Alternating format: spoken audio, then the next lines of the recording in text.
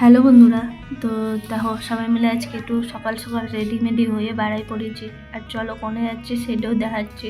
তো এরা আগে চলে গেছে, তারপর আমরাও এর পিছন পিছন দৌড়ালাম। তো তারপর চলে আসলাম সকলে মিলে স্টেশনে। আর স্টেশনে আসে এই জায়গাটা দেখো, ট্রেন মামার অপেক্ষায় ট্রেন আর আসে না। তো অবশেষে আসলাম, এসে আমরা জায়গা পাই নাই, এরা কয়টা জায়গা পাইছে। তো দুজন দুজন করে বসে বসে চলে আসলাম লাস্ট মোমেন্টে। তো চলে আসলাম আমরা নৈহাটি স্টেশনে। তো তারপর চলে আসলো ভাই ভাই তারপর সকলে মিলে আবার চলে গেলাম।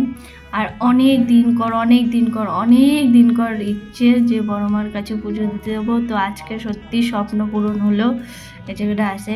তো তারপর আমরা দাঁড়াই গেলাম মন্দিরের সামনে আসে পুজোর ডালামালা কিনে নিলাম, কিনে টিনে তারপর আমরা লাইনে দাঁড়াইছি। আর ওরে বাবারে কি বড় লাইন, সেই লাইনে তো শেষ হয় না। তো রোদের মধ্যে তারপর কতজন যে দণ্ডি কাটে কাটে যাচ্ছিল বড় মার ওই জায়গায়। তারপর সবাই মিলে আমরা পড়ে নিলাম বড় মার টিপ। তো টিপ মিপ পরে নিয়ে তারপর আস্তে আস্তে সকলে মিলে পড়ে নিলাম। পরে নিয়ে লাইন আস্তে আস্তে একটু করে আগাচ্ছে, আর আমরা দাঁড়িয়ে দাঁড়িয়ে অপেক্ষা করেই যাচ্ছি। এত ভিড়, আমরা ভাবলাম মঙ্গলবারে যাবো না, যেহেতু ভিড় হয় না।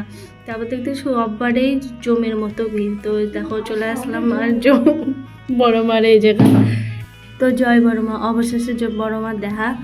তো দেখে আর দেখো কত ভিড়। তো মানে আমার চোখ দিয়ে তো সত্যি জল বেড়ে যাচ্ছিলো, মানে এই দৃশ্যটা দেখে।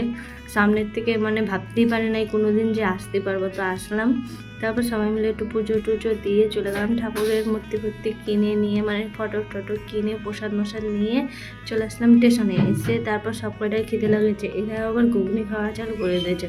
তো খাইয়ে দাইয়ে তারপর চলে আসলো ট্রেন মামা। তো ট্রেন মামা তারপর আমরা সব চলে গেছিলাম। আর দেখো এর অবস্থা কাহিল হয়ে গেছে, এক একজন শুয়ে পড়েছে, কেউ কি করতেছে, অবস্থা পুরো ঝোল, যেহেতু অতক্ষণ ভরে করতে হচ্ছিলো। তো আবার চলে আসলাম স্টেশনে। আসে ব্রিজ মিজ পার না হয়ে ড্যাম খামাঙ্কা চলে আসলাম। তো ফুলমুল ছিঁড়ে নিয়ে আসছিলো বৌদি, তো একটু দেখলাম। তো আজকের জন্য এটুকুই, পরের ব্লগ আসতেছি, বাই বাই।